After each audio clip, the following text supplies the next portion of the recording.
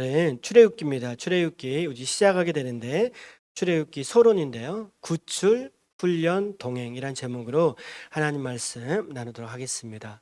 우리가 이제 10주간에 걸쳐 가지고 10주간에 걸쳐서 우리 창세기를 우리 공부했습니다. 창세기. 이런 창세기 무대를 우리가 바라보면서 어떻습니까? 한 사람, 한 가정, 한 약속. 여기서부터 계속적으로 출발하고 있는 모습을 보게 되는데 흙으로 지어진 아담 한 사람의 그 씨앗으로 인해서 뭐예요? 약속을 따라 걸어간 아브라함을 우리가 만났고 그를 통해서 하나님이 무슨 약속을 하셨습니까? 하늘의 별처럼 너희 자손이 번성하게 될 것이다 라고 그렇게 말씀을 해 주셨다라는 거예요. 하지만 어떻습니까? 100살이 돼서야 아들 하나 낳았잖아. 이삭을 낳았잖아. 어떻게 이삭 한 명을 통해서 하늘의 별과 같은 그런 무수한 자손이 나올 수 있을까? 민족이 나올 수 있을까? 여러분 굉장히 그런 생각을 하게 되었잖아요.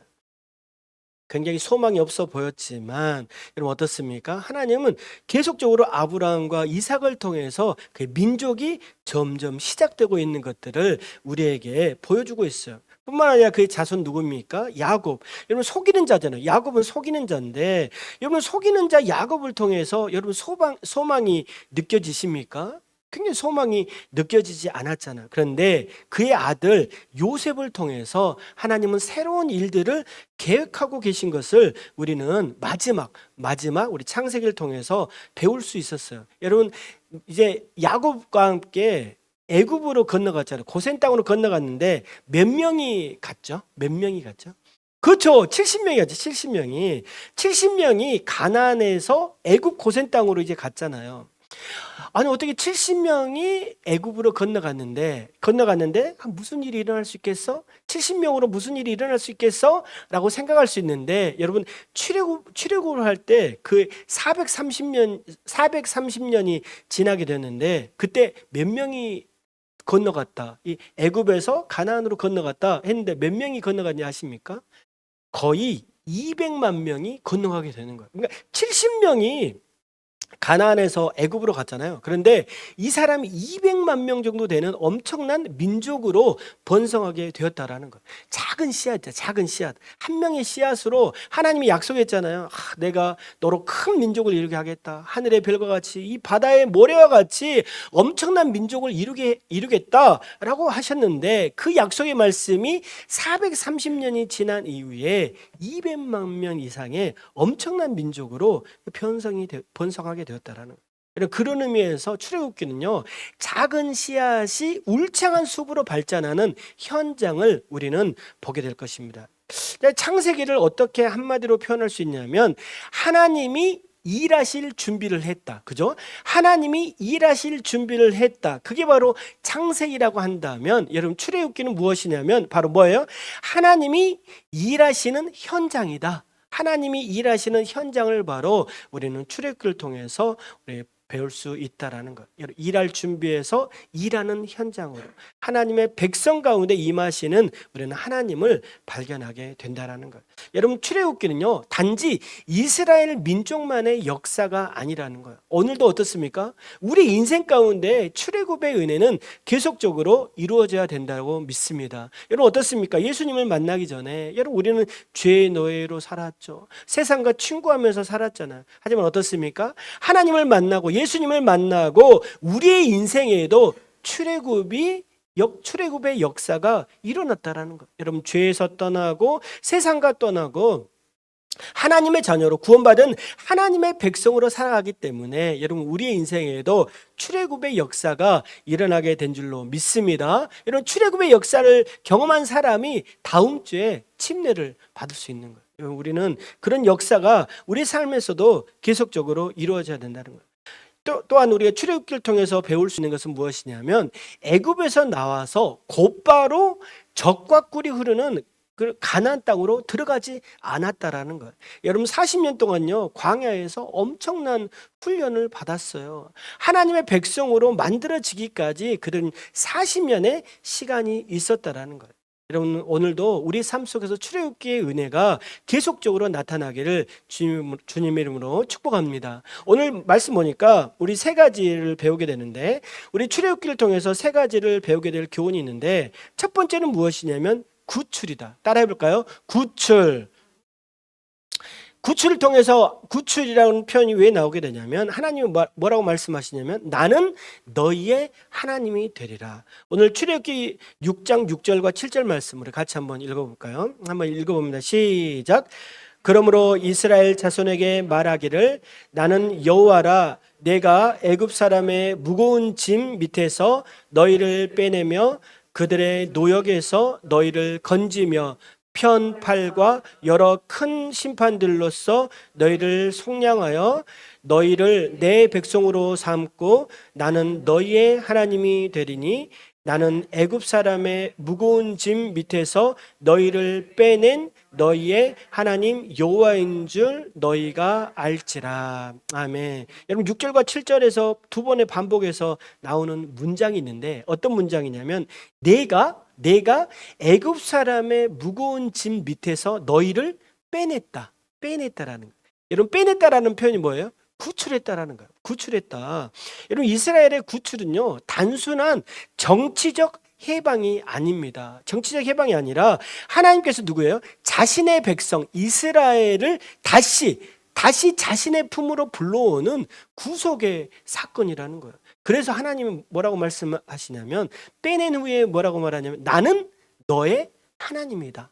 나는 여호와다. 나는 너희의 하나님이 된다라고 하나님 스스로를 선포하셨다라는 거예요. 여러분 굉장히 이건 중요한 의미가 있습니다. 여러분 우리는 하나님이 누구예요? 하나님이 빨리 있는 뭐 송탄에 있고 미국에 있고 베트남에 있는 하나님이 아니라 하나님은 누구예요? 나의 하나님이라. 우리 따라 한번 고백해 볼까요? 하나님은 나의 하나님.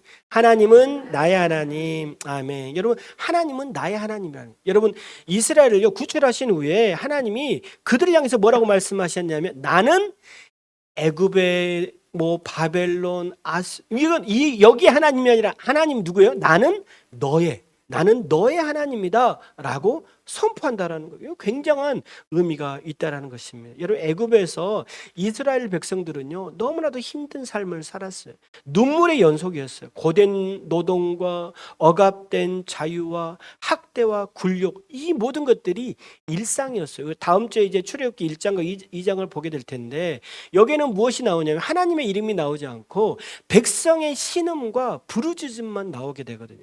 우리 2장 24절입니다. 2장 24절 말 우리 같이 한번 읽어봅시다. 시작. 하나님이 그들의 고통 소리를 들으시고 하나님이 아브라함과 이삭과 야곱에게 세운 그의 언약을 기억하사. 하나님이요 고통 소리가 들려. 그러니까 이스라엘 백성들의 고통 소리와 신음 소리만 들렸다는 거예요. 430년 동안 요셉이 죽은 이후에 요셉을 모르는 왕들이 세워지고 그들이요 이스라엘 백성들을 억압하고 착취했거든요. 그래서 그들 마음속에는 고통만 있는 거예요. 신음만 있는 거예요. 그래서 하나님을 찾는 거예요. 하나님 나 좀 도와주세요. 하나님 우리 좀 살려주세요. 하나님 우리 좀 건져주세요. 하나님 우리 좀 구출해 주세요. 그렇게 하나님께 말했거든요. 그랬을 때 하나님 말하는 거야. 나는 너희 하나님이다. 나는 너희를 빼줄 것이다. 나는 너를 애굽에서 구출해 줄 거야 라고 하나님이 그렇게 말씀해 주셨다라는 거예요. 그러면서 뭐예요? 출애굽기 3장 14절 말씀 보면 나는 스스로 있는 자다. 그렇게 말하면서 자신의 존재를 그들에게 말해 줬다라는 거예요. 나는 너희의 구원이 될 것이다.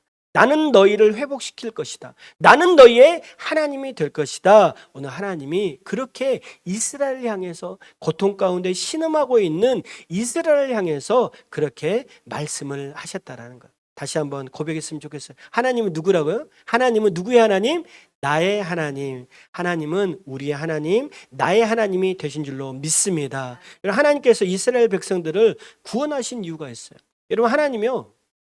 우리를 예배 자리에 초대하신 이유가 있고 하나님이 우리를 하나님의 자녀를 삼아주신 이유가 있다라는 거예요. 여러분 그것은 무엇이냐면 우리가 착해서 우리가 자격이 있어서 우리를 구원하신 게 아닙니다. 여러분 하나님께서 이스라엘을요 애굽에서 구출하신 이유는 그들이 착하거나 자격이 있어서 여러분 구원하신 게 아니라 여러분 하나님이 약속하셨기 때문에 우리 6장 6절 말씀 다시 한번 읽어볼까요? 6장 6절 한번 읽어봅니다. 시작.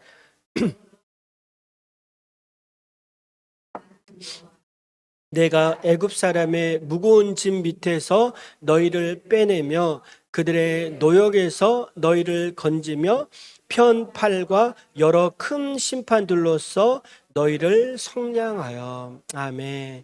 여러분, 여기서 빼내다, 건지다, 구속하다라고 하는 단어, 이 말은 무엇이냐면 여러분, 하나님이 자신의 백성을 끌어올렸다라는 거. 끌어올렸다. 여러분, 이거 출애굽은요 단순한 구출 사건이 아니라 예수님을 통해서 우리가 구원을 받게 되잖아요. 예수님이 이 땅에 오셔서 선포하셨는데 뭐라고 말씀하셨냐면 진리를 알지니 진리가 너희를 자유롭게 하리라. 자유케 하리라. 그렇게 말씀하셨다는 거예요. 여러분, 출애굽은요 단순한 그냥 하나님께서 이스라엘 민족을 그냥 가나안으로 옮겼다 이런 사건이 아니라 바로 신약 시대에 이루어질 그리스도 안에서 성취될 십자가의 그림자라는 거예요. 여러분, 그런 의미에서 굉장한 의미가 있습니다. 하나님은요 단순히 백성을 애굽에서 빼낸 것으로 끝난 것이 아니라 오늘 6장 7절 말씀에는 이렇게 또 고백하는 거예요. 6장 7절입니다. 너희를 내 백성으로 삼고 나는 너희의 하나님이 되리니 나는 애굽 사람의 무거운 짐 밑에서 너희를 빼낸 너희의 하나님 여호와인 줄 너희가 알지라. 빼내어 너희의 하나님 여호와인 줄 너희가 알지라. 여러분, 빼내신 이유가 뭐라고요? 내가 너희의 하나님이다. 그렇게 말하고 있어요. 하나님이다 라고 표현해. 너희의 하나님이라 라고 표현할 때 여러분 중요한 의미는 무엇이냐면 바로 뭐냐면 관계의 회복이라. 따라해 볼까요? 관계 회복. 여러분, 예를 들면 이렇게 생각해 보십시오. 아버지와 우리가 누가복음 17장에 보면 잃어버린 탕자의 이야기가 나오잖아요. 여러분, 아들이 떠나는 거예요. 먼 타지로 떠난 거예요. 여러분, 우리가 요셉이 몇 년 동안 우리 요셉과 야곱이 몇 년 동안 헤어져 있었죠? 그렇죠. 20년 동안 헤어져 있었다. 20년 동안 여러분 헤어져 있었잖아요. 그런데 죽은 줄 알았던 요셉이 살아 있었다는 거예요. 여러분, 그랬을 때 둘이 얼마나 야곱의 마음에는 감격이 있었겠습니까? 아들을 막 부려안고 끌어안고 막 울었다고 했잖아요. 이게 뭐예요? 관계가 회복된 거예요. 잃어버렸다고 생각했는데 죽은 줄 알았던 아들이 살아있는 거예요. 이거 굉장한 회복이잖아요. 다시 말하면 출애굽 사건은 무엇이냐면 관계 회복이에요. 하나님을 떠났잖아요. 여러분, 가나안을 떠나서 430년 동안 살았잖아요. 여러분, 그것은 뭐예요? 하나님을 떠났다라고 생각한 거잖아요. 그런데 하나님이 애굽에서 뭐예요? 가나안으로 다시 옮겨갔다. 애굽에서 구출했다. 애굽에서 빼냈다. 이것은 뭐예요? 다시 이스라엘 백성이 하나님의 백성으로 회복이 된 거예요. 끊어진 언약을 다시 잇고 하나님의 백성으로의 회복이기 때문에 여러분, 이것은 굉장히 큰 의미가 있다라는 거예요. 여러분, 예수 그리스도 안에서 여러분 우리에게도 동일한 약속을 해 주셨어요. 히브리서 8장 10절입니다. 히브리서 8장 10절. 한번 읽어봅니다. 시작. 내가 그들의 하나님이 되고 그들은 나의 백성이 되리라. 아멘. 여러분, 내가 그들의 하나님이 되고 뭐예요?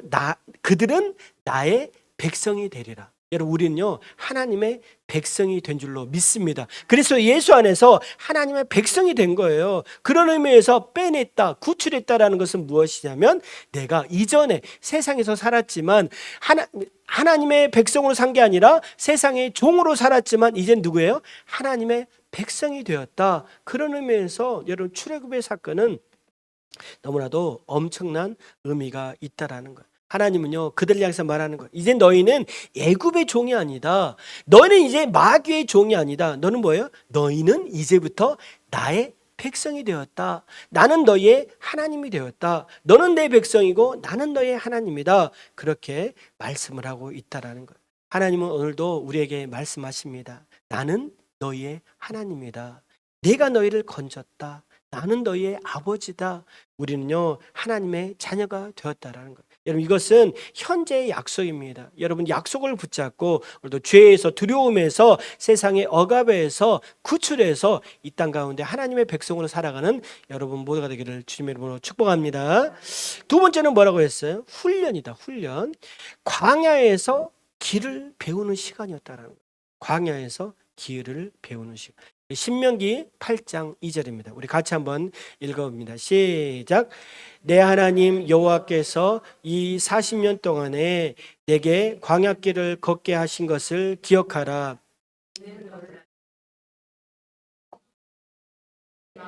어떠한지 그 명령을 지키는지 지키지 않는지 알려 하심이라. 아멘. 여러분, 출애굽의 기쁨은 자유의 시작이었어요. 여러분 어떻습니까? 얼마나 자유로워요.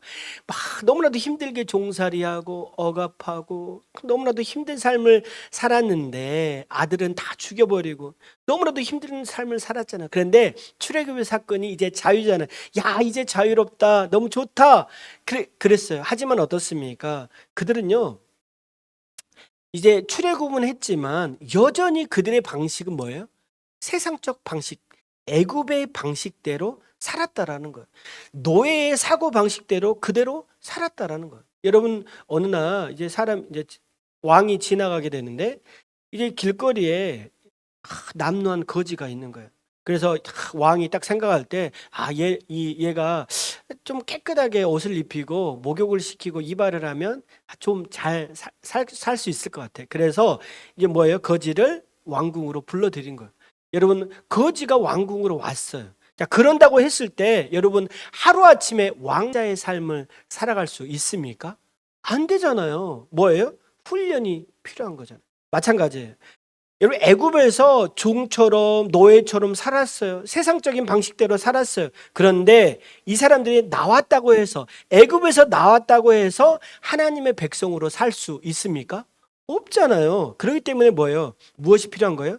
훈련이 필요한 거예요. 하나님은 그들을 40년 동안 훈련했다, 그렇게 말하고 있어요. 여러분, 출애굽기 15장부터 18장까지는 이제 이스라엘이 광야에서 겪었던 시련과 훈련을 쭉 열거하고 있어요. 18장 우리 출애굽기 15장에는 마라의 쓴물이 나와요. 마라의 쓴물을 단물로 바꾸는 사건이 출애굽기 15장에 나오고, 출애굽기 16장에는 만나와 메추라기 사건이 나오고, 출애굽기 17장에는 반석에서 물을 내는 사건이 나오고, 아말렉과의 전쟁에서 승리하는 사건이 나오게 됩니다. 여러분, 여러 가지 광야에서 사건을 만나게 되는데, 여러분, 이것들이 다 뭐예요? 시련이면서 훈련이었다는 거예요. 하나님은요, 그들을 훈련시키는 거예요. 여러분, 이것은 무엇이냐면 단순한 생존이 아니라 뭐예요? 하나님의 백성으로 살아가는 훈련을 하나님은 광야에서 40년 동안 그렇게 시켰다는 거예요. 다시 한번 신명기 8장 2절입니다. 신명기 8장 2절 다시 한번 읽어봐요. 시작. 내 하나님 여호와께서 이 40년 동안에 내게 광야길을 걷게 하신 것을 기억하라. 뭐예요? 자, 40년 동안 광야길을 걷게 하신 것을 기억하라. 그렇게 하신 이유가 뭐라고? 시작. 이는 너를 낮추시며 너를 시험하사 마음이 어떠한지 그 명령을 지키는지 지키지 않는지 알려 하심이라. 아멘. 뭐예요? 하나님이 40년 동안 그렇게 광야길을 걷게 하신 것은 이유가 뭐예요? 너를 낮추셨다. 우리를 낮추시고 너를 시험해서 하나님의 말씀대로 살아가는지, 하나님의 말씀에 순종하는지 순종하지 않는지, 이것을 훈련하셨다. 여러분, 굉장히 중요합니다. 여러분, 광야는요, 어떤 것이냐면 인간의 가능성을 꺾어버리는 거예요. 내가 할 수 있는 모든 것들을 다 꺾어버리는 거예요. 여러분, 애굽에서는 어떻게 살았습니까? 애굽에서는 너무나도 풍성하게 살았잖아요. 물도 풍성했죠. 곡식도 풍성했죠. 살만한 거예요. 그래서 애굽의 시스템대로 광야에서는 살 수 없는 거예요. 하나님이 물을 내려주셔야 물이 있고, 하나님이 만나를 주셔야 먹을 수 있고, 하나님이 또 메추라기를 주셔야 먹을 수 있는 거예요. 뿐만 아니라 낮에는 뭐예요? 낮에는 구름 기둥이 있어야 시원하게 걸어갈 수 있고, 밤에는 불 기둥이 있어야 따뜻하게 갈 수 있는 것. 그것이 바로 광야였다라는 거예요. 그런 의미에서 광야는 무엇이냐면 하나님이 네 힘대로 살 수 없다. 네 힘대로 살 수 없고, 누구? 하나님, 내 힘을 의지해야만 살 수 있어 라고 하는 것을 40년 동안 끊임없이 훈련시켰다라는 거예요. 너는 하나님만, 나만 의지해야 돼. 나만 바라봐야 돼. 그게 굉장히 의미가 있다라는 것. 우리 오늘 차량 운행하면서 강욱자 어르신 함께 오면서 그런 말을 했거든. 우리 옆에 계신, 아무리 내가 열심히 곡식을 일구고 또 과실을 맺으려고 얼마나 노력을 해도 어떻습니까? 하나님이 은혜를 주셔야 되잖아요. 막 비바람 치고 막 비 쏟아지고 그럼 어떻게 돼요? 다 떨어지고 물에 잠기고 그럼 다 죽게 되잖아요. 그렇기 때문에 뭐예요? 하나님은 일을 하더라도 또 뭐 과실을 맺더라도 뭐예요? 하나님의 은혜가 있어야, 하나님의 은혜가 있어야 살 수 있다라고 우리에게 그렇게 말씀하시는 거예요.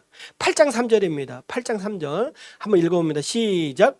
너를 낮추시며 너를 주르게 하시며 또 너도 알지 못하며 내 조상들도 알지 못했던 만나를 내게 먹이신 것은 사람이 떡으로만 사는 것이 아니요 여호와의 입에서 나오는 모든 말씀으로 사는 줄을 내가 알게 하려 하심이라. 아멘. 여러분, 광야의 본질은 무엇이냐면 바로 그거예요. 하나님의 백성, 하나님의 백성, 하나님의 자녀라면 뭐예요? 무엇대로? 말씀대로 살아가는 거예요. 말씀에 순종하는 거예요. 야, 네가 만나를 먹었던 거 이 떡으로만 사는 게 아니라 하나님의 말씀, 하나님의 말씀대로 살아가야 돼. 이것을 이스라엘 백성에게 알게 하셨다라는 거예요. 40년 동안 그 훈련을 한 거예요. 1년, 2년 해서 우리가 알면 좋잖아요. 우리가 1년, 2년 해서 배우면 좋은데 여러분 그렇지 않잖아요. 그렇기 때문에 끊임없이 하나님이 훈련을 통해 반복을 통해 계속적으로 하나님 앞에 말씀했다.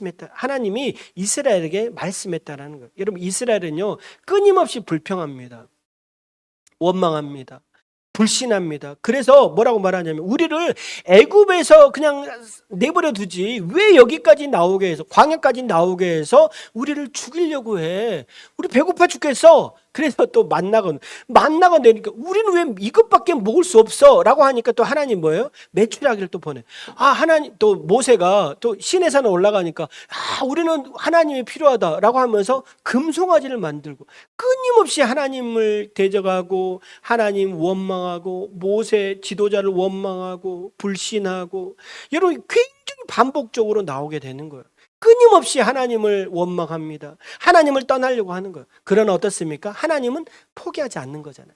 하나님은 그들을 징계하지 않으시고 포기하지 않으시고 뿐만 아니라 버리지 아니하시고 하나님은 이스라엘 백성을 매일매일 삶에서 훈련시키면서 보호하시고 인도하신 줄로 믿습니다. 굉장히 의미가 있다는 거예요.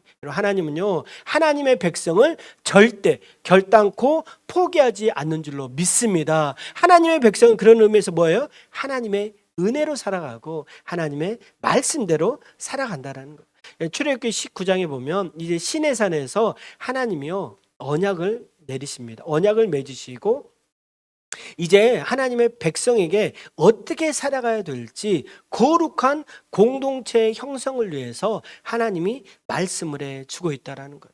여러분 계속적으로 그래서 하나님의 임재 가운데 하나님의 사랑을 경험하면서 그들은 살아갈 수 있었습니다. 여러분 우리의 인생에도 광야의 시간이 있잖아요. 어떻습니까?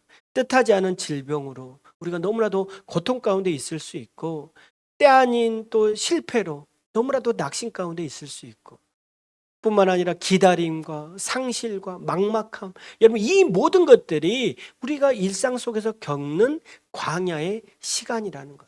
여러분 어떻습니까? 그렇지만 여러분 두려워하지 마십시오. 하나님은요 광야에서 이스라엘 백성들과 함께 했던 것처럼 여러분 우리의 삶 속에서도 하나님은 함께 하시는 줄로 믿습니다. 우리를 버리지 아니하시고 내버려 두지 아니하시고 하나님은요 우리를 하나님의 자녀 삼아 주셨기 때문에 하나님의 백성을 끝까지 돌보시고 책임진다는 것.